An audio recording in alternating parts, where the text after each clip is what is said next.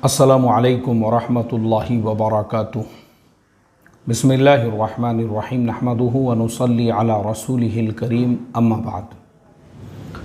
मोहतरम भाइयों, बुज़ुर्गों, दोस्तों, श्रीलंका पर हमने कल एक वीडियो अपने चैनल पे अपलोड किए थे कि मज़लूम मुसलमानों की बद्दुआ ने श्रीलंका को बर्बाद कर दिया।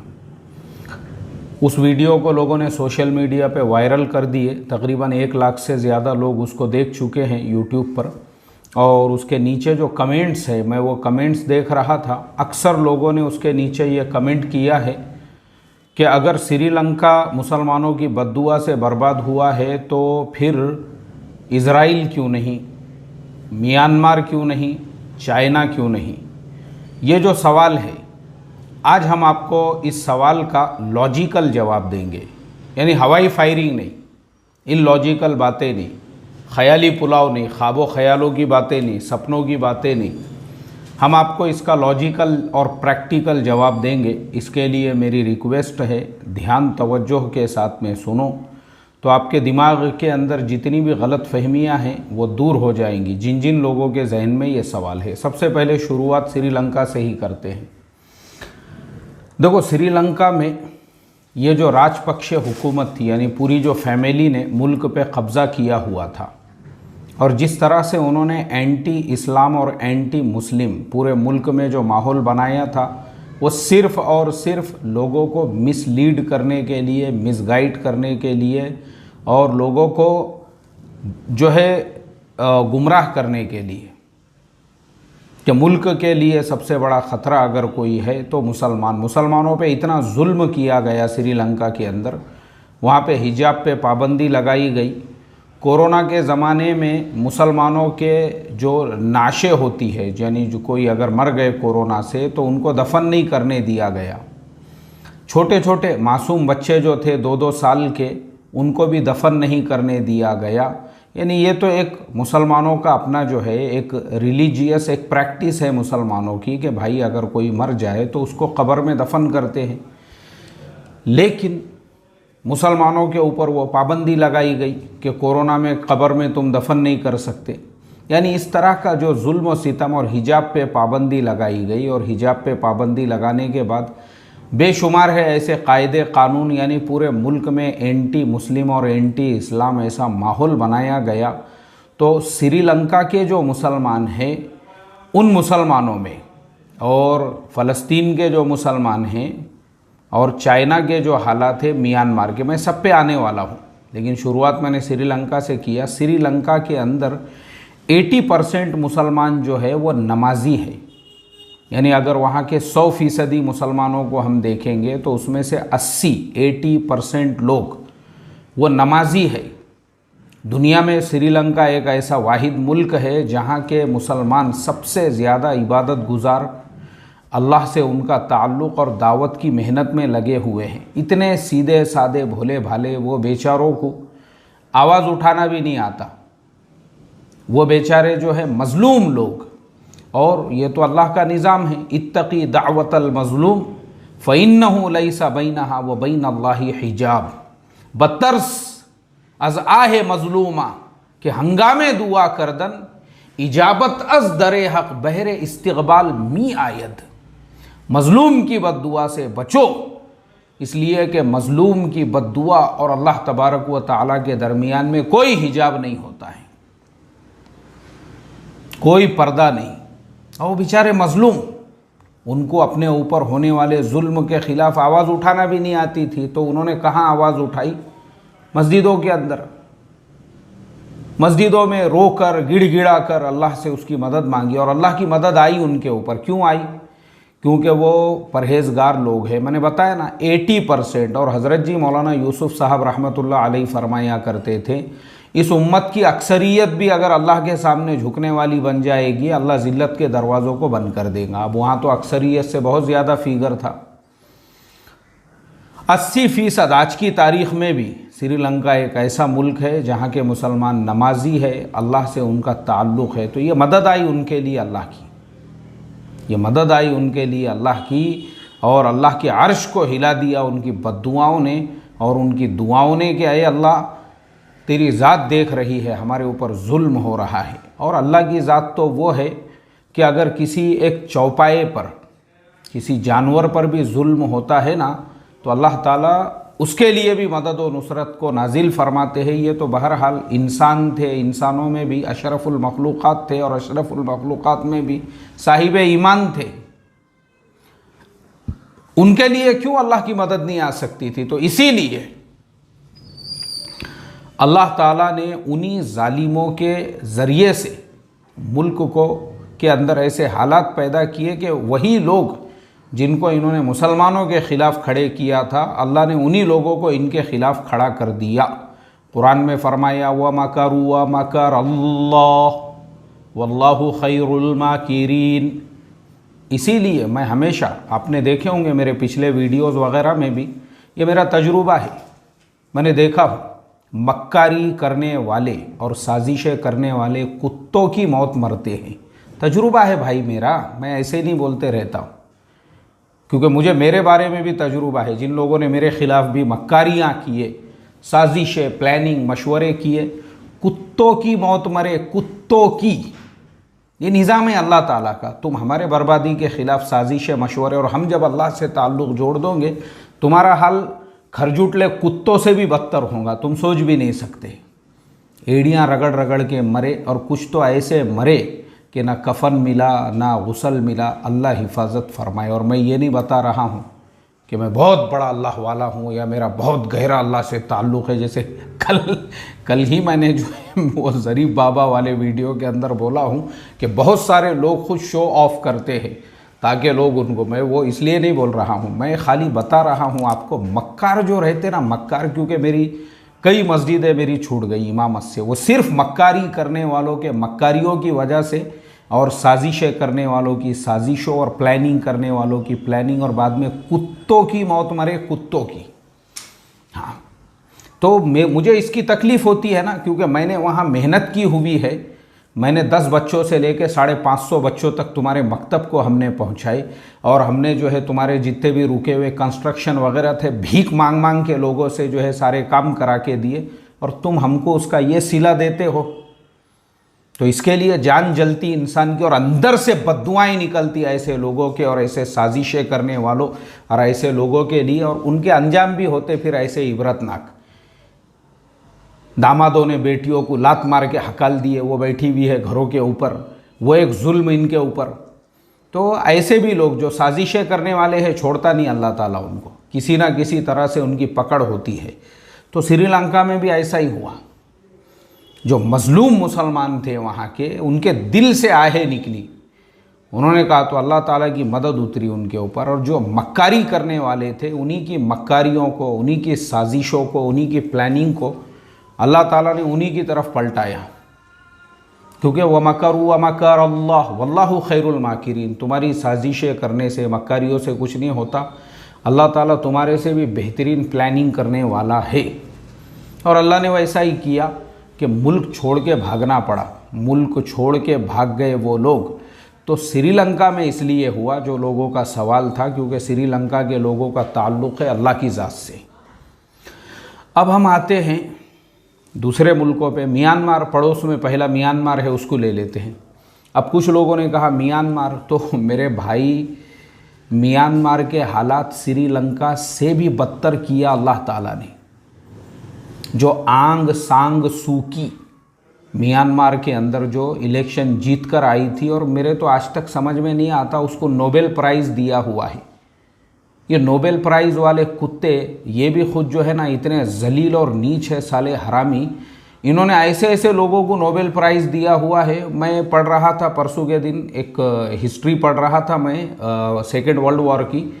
उसके अंदर मुझे पढ़ने के लिए मिला कि रशिया में व्लादिमीर लेनिन के बाद में जोसेफ स्टालिन, जिसने जो है कम्युनिस्ट पार्टी पे कब्ज़ा किया और रशिया का जो राष्ट्रपति बन गया, प्रेसिडेंट बन गया,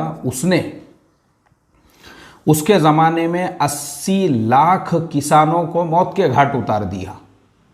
80 लाख, यानी वो एक टाइम ऐसा था कि दुनिया में तीन जालिम एक साथ जुल्म कर रहे थे।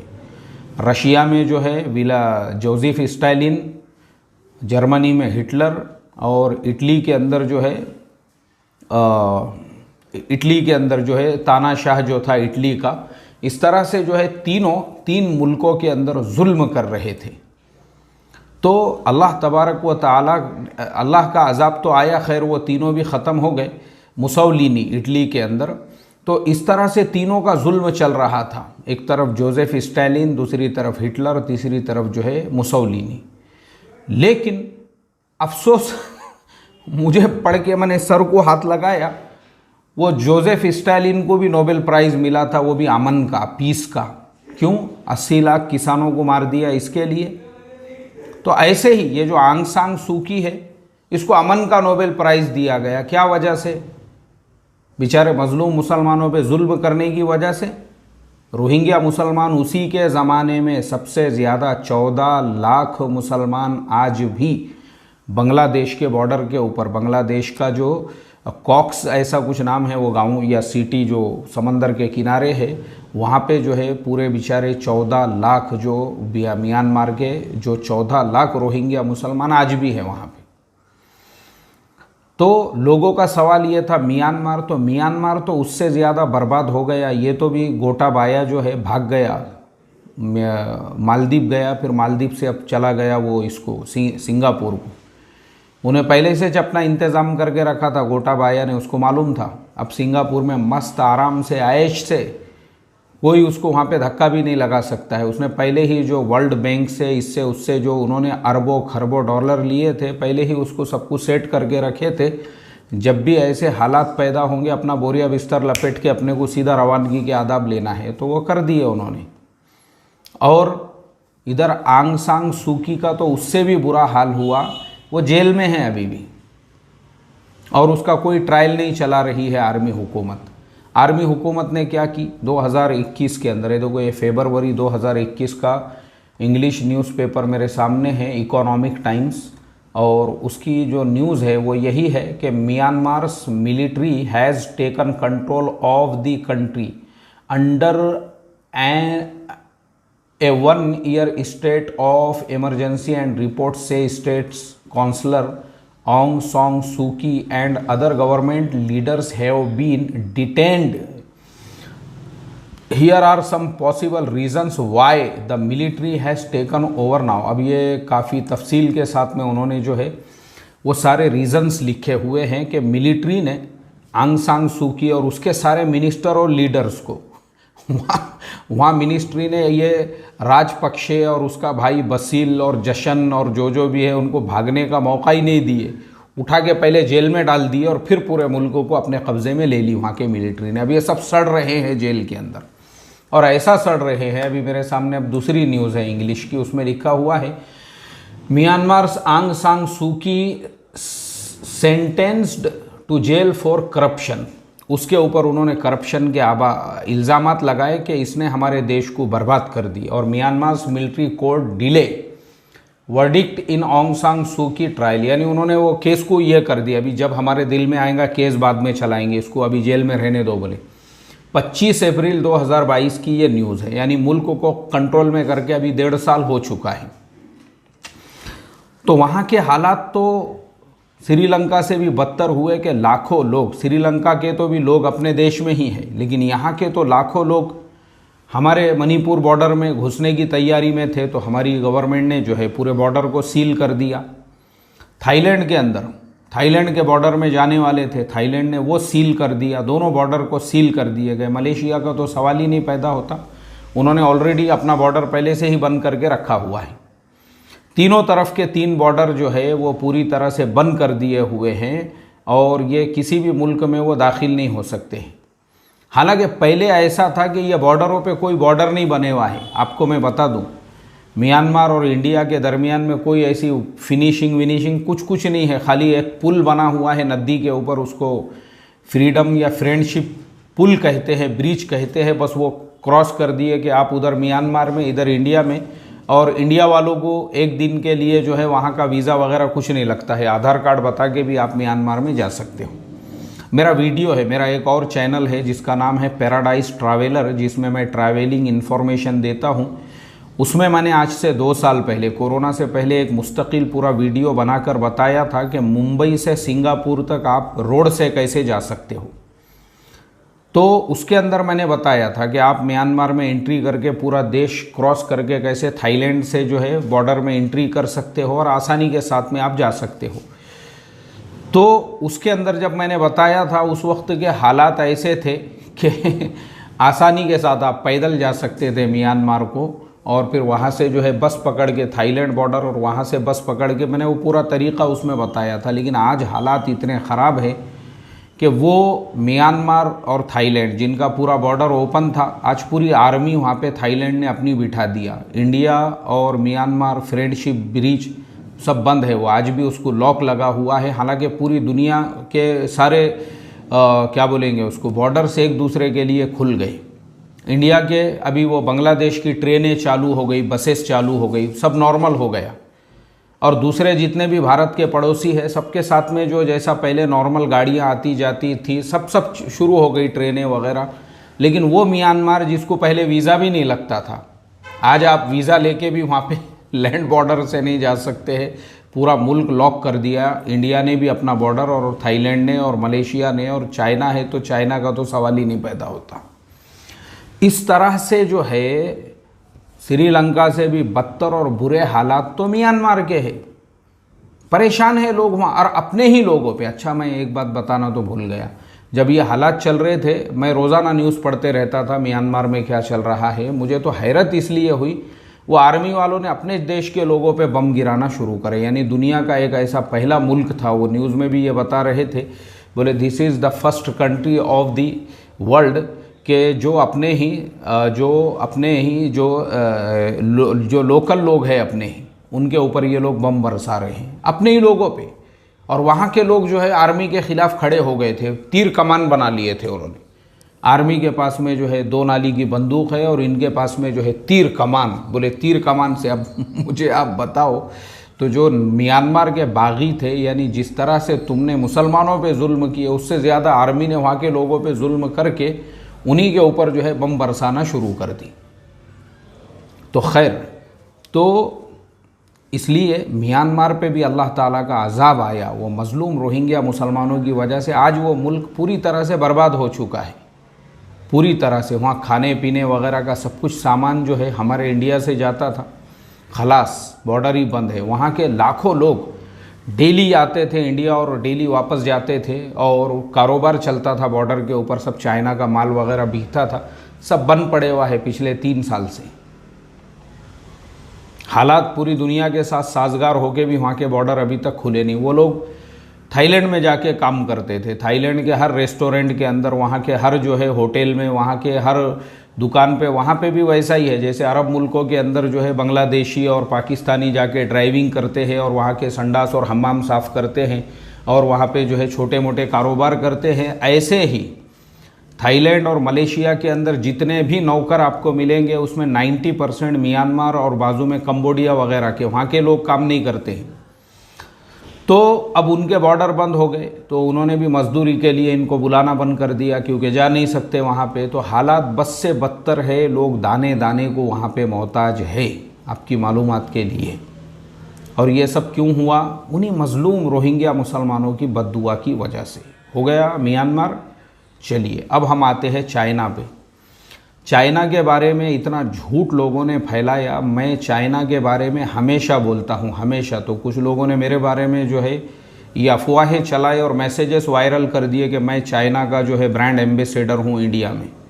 मुझे बहुत फ़िक्र होती है, चाइना को किसी ने बुरा भला बोल दिया तो फ़ौरन मैं जो है चाइना का दिफा करना शुरू कर देता हूँ। कुछ लोगों ने ऐसा भी मेरे बारे में कहा, मेरे दोस्तों ने तक मुझे कहा, बोले यार चाइना को कुछ बोलते ही तुम फ़ौरन उसका डिफेंड करते हो। तो वो असल मसला ये है कि असल हमारा प्रॉब्लम क्या होता है इंडिया में। मैं बहुत सारे बड़े बड़े मुफक्किरीन से मिला हूँ, बहुत बड़े बड़े मुफक्किर, लेकिन वो मुफक्किर अपनी उतनी झोपड़पट्टी में, कभी वो अपने झोपड़पट्टी से बाहर नहीं निकले, बाजू का महल्ला नहीं मालूम, बाजू का ज़िला नहीं मालूम, ज़िला। एक मुफक्किर साहब यहाँ आके बैठे मेरे पास, बोले चाइना में ऐसा हो रहा है। मैं बोला अच्छा चाइना पे पहले बात करेंगे अपन, पानी पियो। मैं बोला पहले पानी पीते क्या? पानी पियो। मैं बोला पहले चाय वाय मंगाऊँ तुम्हारे वास्ते? बोले हाँ मंगाइए ना। तो वो चाय वाला हमारा आते रहता, चाय वाला चाय लेके आया, मैंने उनको पहले पानी पिलाया, चाय पिलाया। मैं बोला अपन चाइना को बाद में जाएंगे, पहले मुझे ये बताओ पुणे के आजू बाजू में कितने ज़िले हैं मालूम है क्या तुमको? अहमदनगर गए क्या कभी? नहीं, नगर से तो मैं गुजरते रहता। अच्छा, मैं बोला सातारा गए? नहीं उधर नहीं जाता बोले मैं कभी, वो रास्ता ज नहीं है अपना, तो सातारा जाने की ज़रूरत ही नहीं है। तो मैं बोला तेरे जैसे मुफक्किर हमारे हर झोपड़पट्टी में मिलेंगे। बिस्मिल्लाहिर्रहमान, अल्हम्दुलिल्लाहि रब्बिल आलमीन। तेरे जैसे झोपड़पट्टी छाप मुफक्किर हमारे हर गांव में मिलेंगे, हर झोपड़पट्टी में मिलेंगे, हर होटल के अंदर मिलेंगे।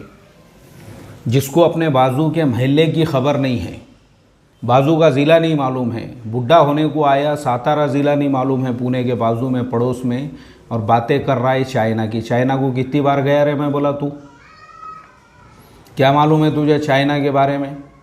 ये तेरे अब्बा जान जो सामने बैठे हुए हैं ना, हम 2 मरतबा चाइना को जाके वहाँ पे रह के आए हुए हैं। अभी मुझे जाना है 3री मरतबा, वो भी 6 महीने के लिए। और मसला ऐसा है कि वो हमको वीज़ा ही नहीं दे रहे हैं, यानी नॉर्मल लोगों को अभी खोले ही नहीं उन्होंने। अभी सिर्फ उन्होंने अभी 15 दिन पहले वीज़ा ओपन किए सिर्फ उन स्टूडेंट्स के लिए जो वहाँ पे पढ़ते थे। और वो भी क्यों किए? क्योंकि हमारी भारतीय गवर्नमेंट ने प्रेशर डाली उनके ऊपर कि हमारे बच्चों का नुकसान हो रहा है, इसके लिए कम से कम उनका वीज़ा ओपन करो। तो उन्होंने उनका वीज़ा अभी ओपन किए। तो अभी नॉर्मल जो वीज़ा थे वो अभी तक ओपन नहीं हुए, नहीं तो उसके बाद वापस से मुझे जाना है वहाँ पे 6 महीने के लिए। तो बहरहाल मैंने कहा भाई चाइना में इतनी आज़ादी है कि चाइना के अंदर जो है ना मुसलमानों की आबादी जो है, यानी बड़े बड़े शहरों के अंदर बहुत मुख्तसर है, लेकिन उसके बावजूद उनका रौब, उनका दबदबा ऐसा है, उनके ऐसे बड़े बड़े स्ट्रीट बने हुए हैं, मुस्लिम स्ट्रीट। अब शियान शहर है चाइना के अंदर, वहाँ का सबसे पुराना शहर, यानी जिसको क्या कहते हैं एंशियंट सिटी जो है, जिसको कहते हैं शियान को। क्यों कहते हैं एंशियंट सिटी? क्योंकि वहाँ पे जो है ना वो मिले हुए हैं, मम्मीज़ मिली हुई है, ख़बरें मिली हुई है, और वो भी एक साथ में। आप देखेंगे तो पूरे के पूरे कम से कम जो है 7000 फौजी और उनके यानी सब कुछ कब्र में मिला वहाँ पे। इतनी बड़ी पूरी फ़ौज को उन्होंने ये कर दिए थे, सबकी मम्मी बना के जो है वहाँ पे ये किए थे उन्होंने चाइना के अंदर। तो खैर वो अपना टॉपिक नहीं है, लेकिन मुझे ये बताना है वो शियान शहर के अंदर पूरा एरिया है, यानी जैसे ही आप रेलवे स्टेशन पे उतरते हैं सामने ही आपको ऐसा बड़ा बोर्ड नज़र आता है मुस्लिम स्ट्रीट। तो आपको लगता है अरे यार मैं किसी मुस्लिम मुल्क में तो नहीं आ गया। जैसे ही आप मुस्लिम स्ट्रीट के अंदर दाखिल होते हैं, माशाअल्लाह दोनों साइड से दुकानें लगी हुई है, कहीं कबाब बन रहे हैं तो कहीं पे जो है वो जो चाइना में मुसलमान है ना, वहाँ के हुई मुसलमान जो होते हैं उनकी एक रोटी होती है स्पेशल नान, कहीं पे वो नान बन रहे हैं, कहीं पे वो चाइना वाले जो खाते हैं हलाल जो नूडल्स है, और उसके साथ में वो जो नूडल्स अपने यहाँ मिलते ना, ये नहीं बिकते वहाँ पे, ये हक्का नूडल्स और शेजवान नूडल्स, ये खुद हमारा अपना पैदा किया हुआ है, उसको नाम दे दिए खाली चाइना का। चाइना में कोई नहीं खाता ऐसे नूडल्स। चाइना में कटोरा भर के जो है पानी लेते और 10-12 नूडल्स डाल के घोल के उसी को पीते वो लोग। वहाँ का वो तरीक़ा होता है। ये अपने यहाँ पे खाली रूखे नूडल्स जो लोग खाते हैं ये ऐसे नहीं खाते वहाँ पे। तो चाइना में सिर्फ वहाँ पे नहीं है, और दूसरे शहरों में आप चले जाओ, बड़ी बड़ी आलीशान मस्जिदें। हज़रत साद इब्न अबी वक्कास रज़ी अल्लाह ताला अन्हु का मज़ार है चाइना में, उनके ज़माने की मस्जिद है, वहाँ पे 100% लकड़ी की बनी हुई। वो मस्जिद पे पूरी तारीख़ लिखी हुई है कि ये मस्जिद सहाबा के ज़माने की बनी हुई है बोलकर। उसके अलावा भी चाइना में मुसलमानों का रिस्पेक्ट और इज़्ज़त इसलिए भी है क्योंकि उसकी तारीख़ है। जब 1914 में, यानी चाइना के सब बादशाह मर गए थे, चाइना में बादशाही हुकूमत थी, और वो जो बेचारा बादशाह था सिर्फ 4 साल की उसकी उम्र थी, जिसको 4 साल की उम्र में बादशाह बना दिए। उसी टाइम पे जापान वगैरह ने जो है चाइना पे पूरा कब्ज़ा। चाइना के लोग इतने बेचारे सीधे भोले, दुनिया में सबसे सीधे भोले लोग हैं चाइना के। वो जापान इतना है, वो उसने पूरे चाइना पे कब्ज़ा कर लिया था। खैर वो एक अलग हिस्ट्री है। तो वहाँ के जो मुसलमान हैं उन्होंने ही दुश्मनों यानी बादशाह के साथ में मिल के दुश्मनों से मुकाबला किए। इतनी इज्जत है चाइना के अंदर मुसलमानों की, इतना रिस्पेक्ट है। और ये जो शिनजियांग सूबा है उस इलाके के अंदर भी चाइनीज़ जो गवर्नमेंट है बराबर है, वहाँ पे उनकी सिक्योरिटी है, वो सारी चीज़ें हैं, लेकिन जुल्म जिसको बोलते हैं वो नहीं है। वो सिर्फ आपको बीबीसी की, जबकि बीबीसी वालों को वहाँ एंट्री भी नहीं है। चाइना में आप वीडियो की शूटिंग भी नहीं ले सकते, अगर आप शूटिंग ले रहे हैं तो भी आपको पकड़ लेंगे, क्योंकि वहाँ जगह जगह पे कैमरे लगे हुए हैं। ये चीज़ें अलाउ नहीं है वहाँ पे, ये चीज़ें वहाँ पे बहुत, वो जितने सीधे भोले लोग हैं लेकिन कुछ चीज़ों में बहुत ख़तरनाक है वो, कि अगर आप शूटिंग वगैरह ले रहे हैं कहीं की और अगर आप जद में आ गए, सीधा रवानगी के आदाब, कोई वहाँ पे उसके साथ में जो है ज़ीरो टॉलरेंस पॉलिसी है उनकी। तो चाइना के अंदर जो है इस तरीके से बड़ी बड़ी मस्जिदें बनी हुई है। रमज़ान के महीने में कई शहर ऐसे हैं जहाँ के हाईवेज़ बंद हो जाते मस्जिदों के सामने के, मुसलमानों को नमाज और इफ्तार के लिए। लोग बोलते चाइना में दाढ़ी पे, गलत बात है, कुछ भी मत फैलाते जाओ यार, इतनी बड़ी बड़ी दाढ़ियाँ हैं वहाँ पे मुसलमानों को। चाइना के अंदर भी पूरी दाढ़ी रख कोई ये नहीं है वहाँ पे। अब मसला क्या आता है, क्योंकि अमेरिका को सबसे बड़ा डर अगर किसी मुल्क से है तो वो है चाइना से। अमेरिका ने क्या किया, चाइना के बारे में जो है गलत फहमियाँ फैला दिया हुआ है, सिर्फ इस वजह से क्योंकि उनको मुसलमानों को खड़े करना है चाइना के ख़िलाफ़। और मुसलमान इतने नादान और भोले हैं कि एक ट्रक ड्राइवर ने कारगुजारी सुना दिया तो वही बयानों के अंदर भी सुनाने को लग गए। एक ट्रक ड्राइवर गया था और उसने, अरे हमने अपनी आंखों से देख के आए, तुमने देखे क्या? चला कुछ भी अपनी मन घड़त बातें किसी ने भी बोल दिया। और वही लोग जो है, और बीबीसी वाले, CNN, इनको तो वहाँ एंट्री भी नहीं है। और ये सारी बातों पे मेरे कई वीडियोज़ है, आप लोग देख सकते हैं, चैनल के ऊपर मेरे अवेलेबल है, क्योंकि मुझे पता है खुद चाइना ने सारे मुस्लिम मुल्कों के डेलीगेशन को बुला के अपने मुल्क के अंदर पूरा 1 महीना रखा और कहा कि भाई तुम सर्वे करो और रिपोर्ट तुम तैयार करो, तुमको पूरी आज़ादी, जहाँ जाना है वहाँ पे जाओ। और देखो ये जो हमको खाली बदनाम किए, क्योंकि चाइना एक बिजनेसमैन कंट्री है, उनको किसी से कुछ लेना देना नहीं है, आपका मज़हब, आपका रिलीजन क्या है, आप क्या करते हैं। उनको बस अपने देश के डेवलपमेंट और बाकी देशों से रिलेशन बनाने के अंदर वो लोग भरोसा रखते हैं। उनको मालूम है अगर हम जो है मुसलमानों के बारे में ऐसी कुछ खबरें रियल होती थी, सच्ची होती थी, तो ये अरब मुल्क चाइना के प्रोडक्ट्स पे पाबंदी नहीं लगाते थे। चाइना वालों पे पाबंदी फिर क्या ज़रूरत थी? चाइना के वालों के ज़रिए से ही जो है मक्का मदीने के दरमियान में जो बुलेट ट्रेन का रास्ता और बुलेट ट्रेन बनाई गई, और वो चाइना की ही ट्रेनें चल रही है मीना में, मुज़दलिफ़ा में, आराफात में। क्या ज़रूरत थी उनको ये सब करने की फिर? लेकिन हमको सेंस ही नहीं है उतना सोचने के लिए और उतनी स्टडी करने के लिए। हमको तो अपना बाजू का महल्ला नहीं मालूम है। तो ये बात झूठ है, ये बात सरासर जुल्म है। बल्कि मेरी तो दुआएं हैं चाइना के लिए और चाइना की हुकूमत के लिए और वहाँ रह रहे मुसलमानों के लिए कि अल्लाह ताला उनको और तरक्कियों से नवाजे। क्यों हम ऐसे मुल्क के लिए बद्दुआ करेंगे जहाँ मुसलमानों को पूरी आज़ादी है, जहाँ बड़ी बड़ी मस्जिदें हैं, ख़ुद गवर्नमेंट ने वहाँ मस्जिदें बनाई। अभी मेरे वो वीडियोस देखो आप, तो उसमें आपको सारे डिटेल्स, क्योंकि वो टाइम पे मैंने पूरा डेटा जमा करके बनाया था कि 1980 या 90 में वहाँ पे कितनी हज़ार मस्जिदें थी, और अभी जो है उससे 4 गुना ज़्यादा ऑफिशियल मस्जिदें जो गवर्नमेंट के परमिशन से बनी हुई हैं।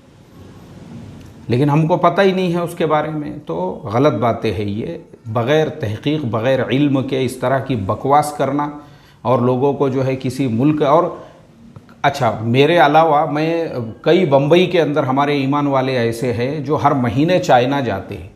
सूरत में जब जा रहा था, सूरत के कुछ अपने ईमान वाले व्यापारी, कुछ दावत के साथी जो है वो मिले मुझे बम्बई एयरपोर्ट के ऊपर। हम साथ में एक ही फ़्लाइट के अंदर गए। उन्होंने ही मुझे बताया, पीछे बैठो बोले फ़्लाइट में, वो बड़ा हमारा जहाज़ जो है बोइंग था, वो बोइंग 77 क्या रहता वो था, जिसके अंदर बोले सो जाने का अगर इसके ऊपर पैसेंजर नहीं आए तो। और फिर मैंने वैसा ही किया।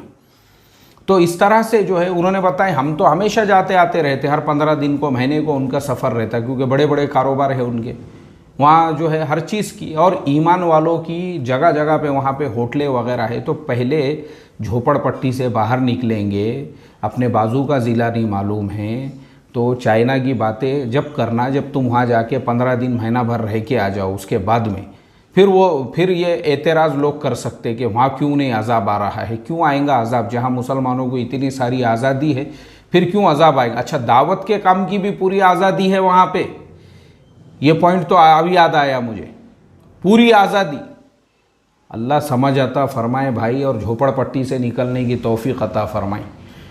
अब हम आते हैं आखिरी में फ़लस्तीन के ऊपर और इज़राइल के मसले पे। लोगों ने कहा इज़राइल को अल्लाह ने क्यों बर्बाद नहीं किया? बहुत ही अहम पॉइंट है। फ़लस्तीन वालों की ये जो लड़ाई है, इसको अरबों ने अभी तक भी जो लड़ा है वो अरब और इज़राइल उसके नाम से, उसको कभी भी ईमान और इस्लाम के नाम से इन्होंने नहीं लड़ा।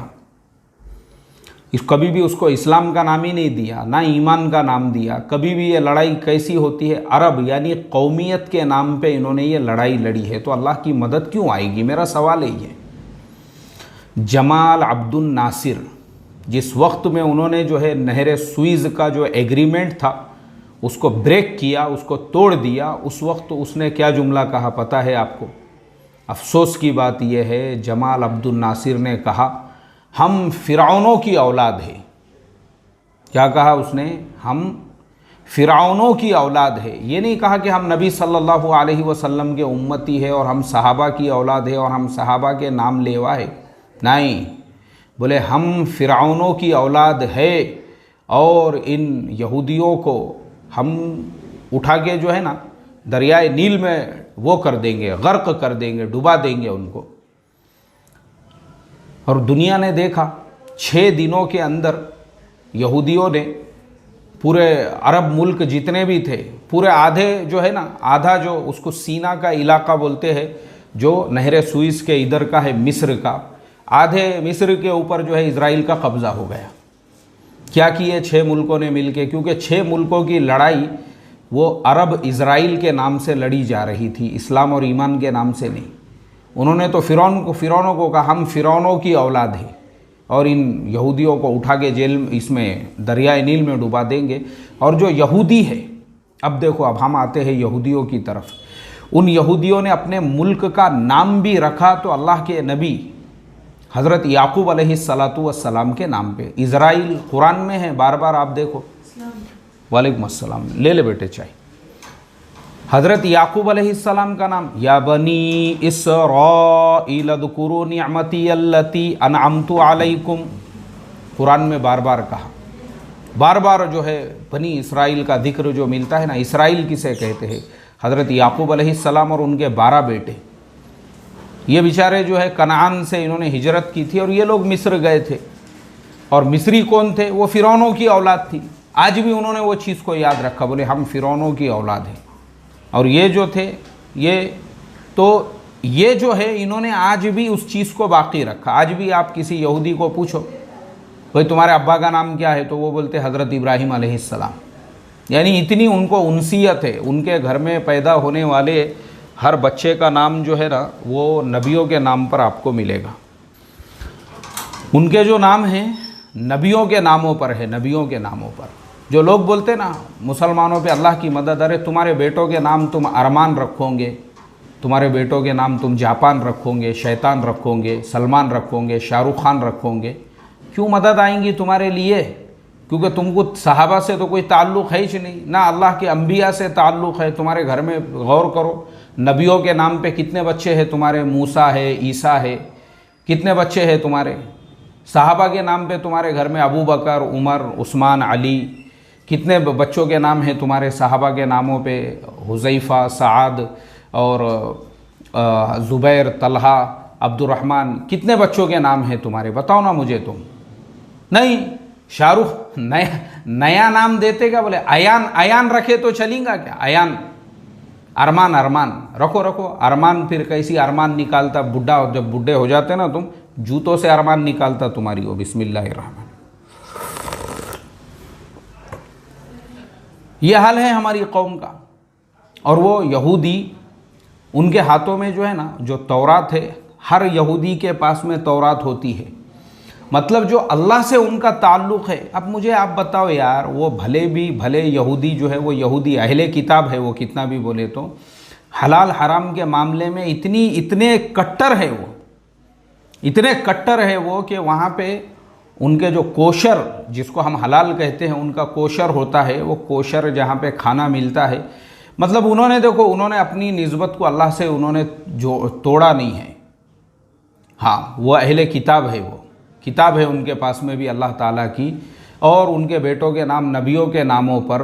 और उन्होंने कहा कि अल्लाह ने हमारे से वादा किया था हज़रत मूसा अलैहिस्सलातु वस्सलाम से कि मैं तुमको अर्ज़ मुक़द्दस जो है उसका मालिक तुमको मैं बनाऊंगा, तुम थोड़ी कोशिश और मेहनत तो करो। तो बोले ये अल्लाह का वादा हमारे साथ में पूरा हो गया। यानी उन्होंने अल्लाह से वो चीज़ के लिए नाउम्मीद ही नहीं हुए।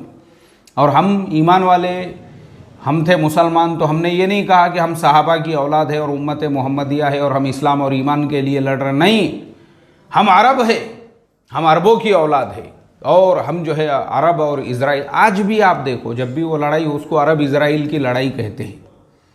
हम फ़िरौनों की औलाद है, तुमको तो दरियाए नील में हम गर्क कर देंगे। तो कहाँ से अल्लाह की मदद आएगी? कहाँ से आएगी अल्लाह की मदद? सवाल है ये मेरा। अल्लाह हम तमाम को फ़हम और समझ अता फ़रमाए। तो देखो, ये जो लोगों का एतराज़ था कि श्रीलंका पे अल्लाह का अगर अज़ाब आया है तो म्यांमार पे क्यों नहीं, चाइना पे क्यों नहीं, इज़राइल पे क्यों नहीं, तो मैंने उसका ये आपको पूरा टेक्निकल एनालिसिस करके मैंने कहा था शुरू में ही, मैं लॉजिकल जवाब दूंगा, मुझे हवाई फायरिंग नहीं आती। अल्लाह की मदद चाहिए, अपना ताल्लुक़ अल्लाह से जोड़ो। फिर मैं आखिर में वही कहूँगा, हज़रत जी मौलाना यूसुफ़ साहब रहमतुल्लाह अलैहि वाला जुमला, उम्मत की अक्सरियत, हमारे मौलाना यूनुस साहब रहमतुल्लाह अलैहि फरमाते थे ये जुमला। बोले हज़रत जी मौलाना यूसुफ़ साहब रहमतुल्लाह अलैहि फरमाते थे, उम्मत की अक्सरियत अगर अल्लाह के सामने झुकने वाली बन जाएगी, अल्लाह ज़िल्लत के दरवाज़ों को बंद कर देंगे। अब ये हमको गौर करना है, हमारी अक्सरियत होटलों में है, क्यारम के क्लबों में है, मस्जिदों के वट्टों पे घसते बैठी हुई है। वो मस्जिद बोल रहा हूँ मैं, महल्ले के वट्टों पे और मस्जिदों के भी वट्टों पे बहुत सारे शहरों में नमाज को अंदर नहीं आएंगे, मस्जिदों के चबूतरों पे बैठे हुए हैं। कहाँ से मदद आएंगी अल्लाह ताला की? अल्लाह समझ अता फरमाए। अस्सलामु अलैकुम व रहमतुल्लाहि व बरकातुहू।